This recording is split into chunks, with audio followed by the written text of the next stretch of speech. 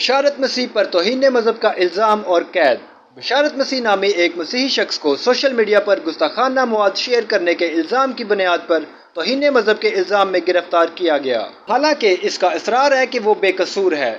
اسے ایک مقامی باشندے کی شکایت پر دفاعی تحقیقاتی ایجنسی نے راولپنڈی میں ایک بس میں سوتے ہوئے گرفتار کیا۔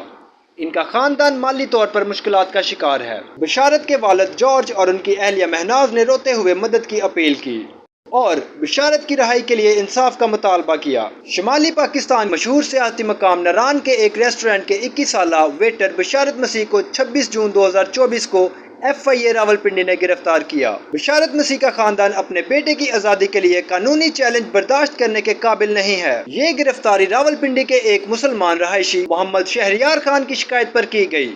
شکایت میں 12 افراد پر فیس بک پر گستاخانہ تصاویر شیئر کرنے کے الزام لگایا گیا۔ اگرچہ درخواست میں بشارت مسیح کا نام کے ساتھ خاص طور پر ذکر نہیں کیا گیا، لیکن اس میں مبینہ طور پر ان سے منسلک فیس بک اکاؤنٹ کا حوالہ دیا گیا ہے۔ معلومات کا قابل اعتماد ذریعہ CRC۔ جڑے رہیں CRC کے ساتھ۔